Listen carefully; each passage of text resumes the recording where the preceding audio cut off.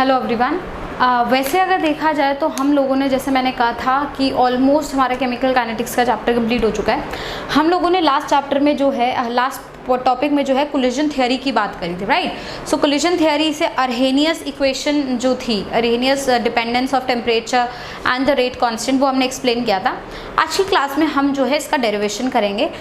ये derivation mainly जे students के लिए ज़्यादा इंपॉर्टेंट है। मेडिकल स्टूडेंट जस्ट इसे देख सकते हैं, बट मेडिकल में इससे क्वेश्चन नहीं आता है, right. So let's talk about the derivation of collision theory of gases. Derivation of collision theory, देखिए ये हम लोगों को पता है कि हमारी जो कोलिजन थ्योरी है वो बेस्ड है बाय मॉलिक्यूलर एलिमेंट्री रिएक्शन के लिए, बाय मॉलिक्यूलर एलिमेंट्री रिएक्शन। तो हमने जैसे ए लिया, और ये भी मैंने आपको बताया था, ये जनरली हम लोग गैसियस रिएक्शंस की बात करते हैं। इसने हमें प्रोडक्ट दिया। ये एलिमेंट्री रिएक्शन है, सिंगल स्टेप रिएक्शन है और मॉलिक्युलरिटी इसकी 2 है, राइट। तो इस रिएक्शन की मैं बात कर रही हूँ। इस रिएक्शन के लिए अगर मैं रेट ऑफ रिएक्शन लिखूंगी बेटा, तो वो होगी A times concentration of A and concentration of B, right. Let's assume A dash जो है, और वो रिप्रेजेंट कर रहा है number of molecules of A पर unit volume. Similarly NB dash या स्टार रिप्रेजेंट कर रहा है number of molecules of B पर यूनिट वॉल्यूम, राइट। तो इस केस में बेटा अगर मैं रेट को लिखूं तो रेट है मेरा कॉन्सेंट्रेशन। कॉन्सेंट्रेशन को हम लोग रेफर कर सकते हैं number of moles per unit volume से, तो मतलब एवोगैड्रोस नंबर Na है, या फिर N0 ले लेते हैं ताकि आपको कंफ्यूजन ना हो। N0 हमारा जो है वो है एवोगैड्रोस नंबर। तो अगर मैं एवोगैड्रोस नंबर से डिवाइड करूंगी तो ये बन जाएगा बेटा मोल्स, और moles per unit volume is the concentration of A। Similarly moles per unit volume would be the concentration of B। तो ये एक्सप्रेशन हो जाएगा बेटा मेरा, है ना।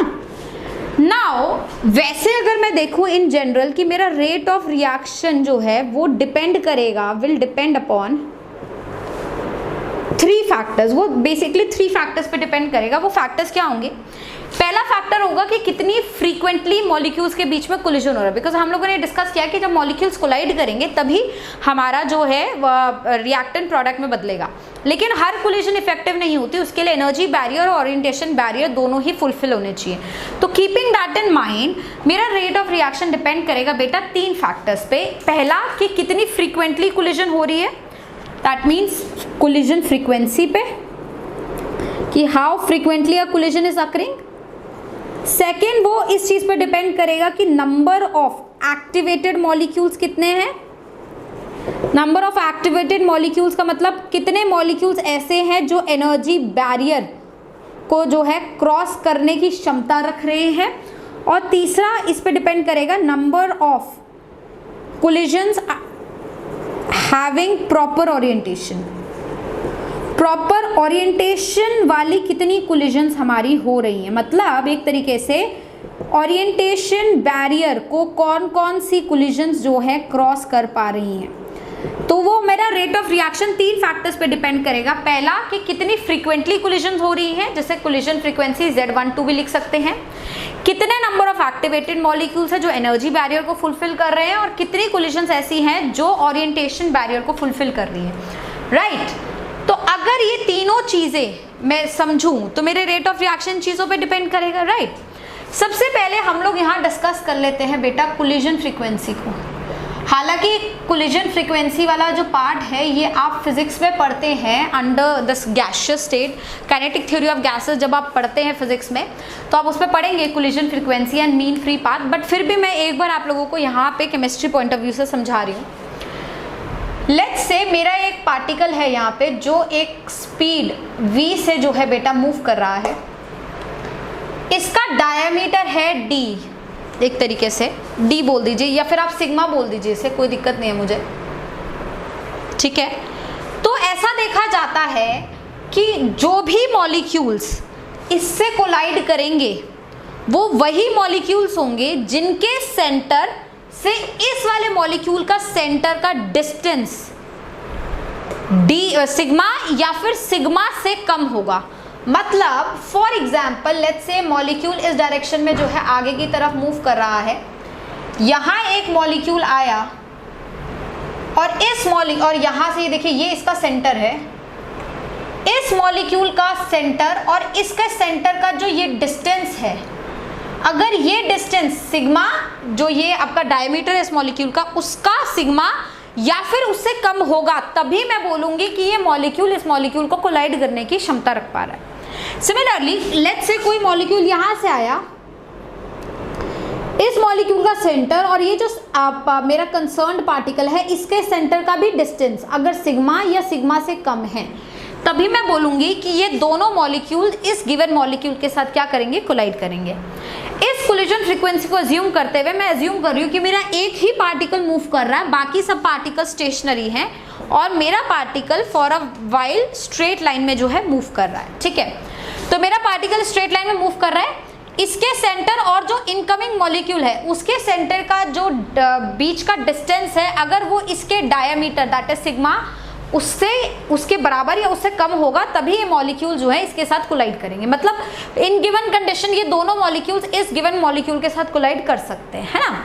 तो एक तरीके से मैं बोल सकती हूँ कि अगर मैं एक हाइपोथेटिकल सिलेंडर ड्रॉ करूं इस तरीके से एक मॉलिक्यूल के साथ, लेट्स से ये वाला मैं मॉलिक्यूल नहीं कंसीडर कर रही हूँ, एक ही मॉलिक्यूल का कोलिजन अगर मैं स्टडी कर रही हूँ इसके साथ, तो मैं एक हाइपोथेटिकल सिलेंडर अगर ड्रॉ करूं इस प्रकार, जिस सिलेंडर का आप देख सकते हैं रेडियस ये सिग्मा हो, तो इस सिलेंडर के अंदर जितने भी मॉलिक्यूल्स का रेडियस आएगा वो सारे मॉलिक्यूल्स जो हैं इस पर्टिकुलर मॉलिक्यूल के साथ मेरे क्या करने वाले हैं, कोलाइड करने वाले। ये बात क्लियर होगी। तो इस बेसिस पे एक तरीके से मैं ये बोल सकती हूँ लेट्स से वेलोसिटी मेरा जो है ये v स्पीड से मूव कर रहा है, तो डेल्टा टी टाइम में ये वाला जो मेरा पार्टिकल है ये कितना डिस्टेंस ट्रैवल कर लेगा डेल्टा टी टाइम में, तो डिस्टेंस ट्रैवल्ड बाय मेरा जो पार्टिकल हो जाएगा वो हो जाएगा उसका v, उसका वेलोसिटी है और डेल्टा टी टाइम उसने लिया ये डिस्टेंस कवर करने के लिए, है ना। तो इससे ये डिस्टेंस कवर किया और इसका अगर मैं रेडियस इस सिलेंडर का सिग्मा ले रही हूं तो मैं वॉल्यूम ऑफ सिलेंडर अगर लूं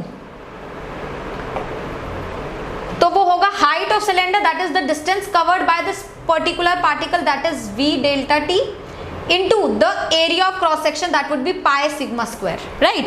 तो ये हो जाएगा वॉल्यूम ऑफ सिलेंडर। तो इस वॉल्यूम ऑफ सिलेंडर में जितने भी पार्टिकल्स आएंगे बेटा वो सारे के सारे पार्टिकल्स जो है मेरे इस गिवन मॉलिक्यूल के साथ क्या करने वाले हैं, कोलाइड करने वाले, है ना।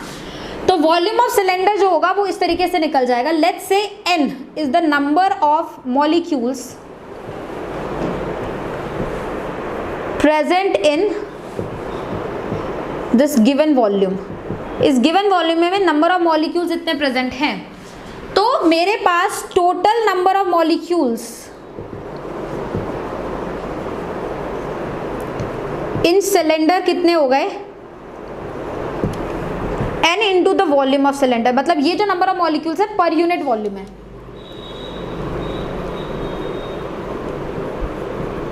तो ये हो गया into the volume of cylinder, है ना। तो एक तरीके से आप ये देख सकते हैं कि जितने भी मॉलिक्यूल्स सिलेंडर के अंदर होंगे वो सारे कोलाइड करेंगे मेरे गिवन मॉलिक्यूल्स के साथ। तो एक तरीके से मैं बोल सकती हूँ नंबर ऑफ कोलिजन्स जो होंगी वो इन्हीं मॉलिक्यूल्स के साथ होंगी। तो जितने नंबर ऑफ मॉलिक्यूल्स उतनी कोलिजन्स, मतलब इतनी कोलिजन्स होंगी। और अगर मैं कैलकुलेट करना चाहूँ रेट ऑफ कोलिजन को,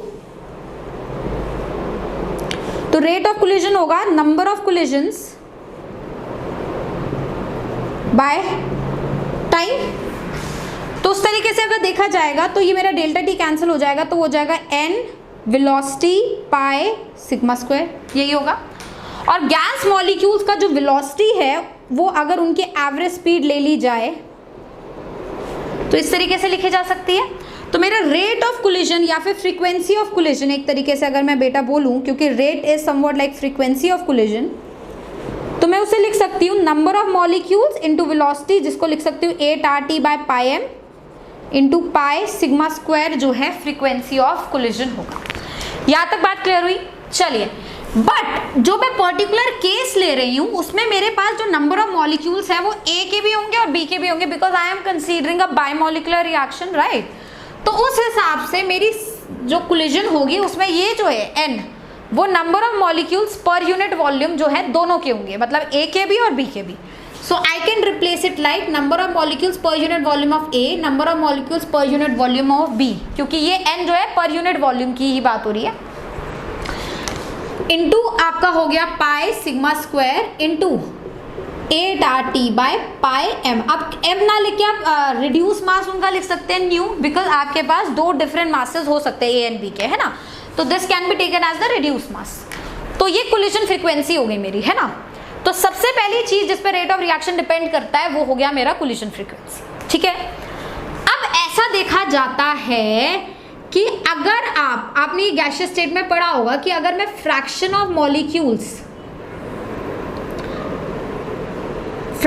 मॉलिक्यूल्स वर्सेस स्पीड का ग्राफ ड्रॉ करूं तो वो इस तरीके से आता है किसी एक पर्टिकुलर टेम्परेचर पे, जिसमें आप नोट करते हैं कि इतने मॉलिक्यूल्स है, लेट्स से ये वाली वैल्यू मेरी एक्टिवेशन एनर्जी की है, तो इतने मॉलिक्यूल्स किसी एक पर्टिकुलर टेम्परेचर पे होंगे जो हायर साइड पर होंगे, जिनकी स्पीड जो है वो काफ़ी हाई होगी, है ना। हम लोग ये देखते हैं ना कि मोस्टली मॉलिक्यूल्स की स्पीड मोस्ट प्रोबेबल स्पीड के बराबर होती है, बहुत ही कम मॉलिक्यूल्स होते हैं जिनकी स्पीड बहुत हाई होती है और बहुत लो होती है। बट अगर लेट्स से ये वाला वैल्यू एक्टिवेशन एनर्जी को रिप्रेजेंट कर रहा है, तो एक्टिवेशन एनर्जी को क्रॉस करने के लिए जो वेलोसिटी आपको चाहिए वो सिर्फ हायर साइड वाली चाहिए, मतलब molecules having very high velocity will be able to cross the activation energy barrier. तो उस बेसिस पे ऐसा देखा जाता है कि generally number of activated molecules जो होते हैं वो हमेशा exponential minus EA by RT के ही जो है बराबर होते हैं, ठीक।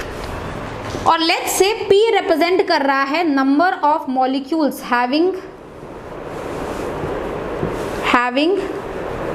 Proper orientation during collision, proper orientation during collision. तो मैं कह सकती हूँ कि मेरा रेट ऑफ रिएक्शन जो होगा वो डिपेंड करेगा frequency, collision frequency into number of activated molecules into the molecules having proper orientation for the reaction, right. तो this would be the my way.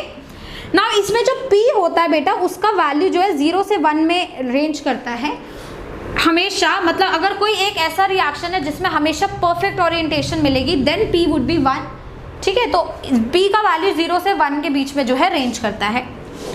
Now this is what is my rate of reaction is. अब rate of reaction को मैंने initially represent किया था एज K Na star Nb star divided by Avogadro's number का square. Collision frequency को मैं लिख सकती हूँ Na star Nb star pi sigma square under 8RT by pi M, M ना लिखे reduce mass, into exponential minus EA by RT into the factor corresponding to orientation. This would be the thing. You can see ये cancel हो जाएगा, तो K का value अब देखिए क्या आएगा, एवोगाड्रोस नंबर इधर डिवाइड हो जाएगा, pi sigma square 8RT by pi mu into P into Avogadro's number का स्क्वायर, ये एक साथ exponential minus EA by RT। और इसी चीज़ को बेटा बोला जाता है A, that is pre exponential factor. Do you remember this? तो हमने लिखा था ना अरहेनियस की equation K equals to A exponential minus EA by RT, तो वो एक्चुअली में कोलिजन थ्योरी ऑफ गैसेस से इस तरीके से जो है प्रिडिक्ट किया गया है। हालांकि ये मेंस में आपका सवाल यहाँ पे नहीं आता है, इससे सवाल जो है थोड़ा सा फिजिक्स को टच करते हुए एडवांस लेवल पे ज़रूर आ सकता है, तो इसलिए मैंने आप लोगों को जेई के बच्चों को ये पढ़ा दिया है, ठीक। तो आपके लिए मेजर देखिए 99% question K equals to A exponential minus EA by RT से जो है सॉल्व हो जाएंगे। This is just for your knowledge कि इनकेस अगर आप कोई पास्ट ईयर सॉल्व करे आपको इस तरीके से एडवांस के क्वेश्चन दिख जाएं तो आपको ये नॉलेज होना चाहिए, तो मैंने आपको पढ़ा दिया, राइट।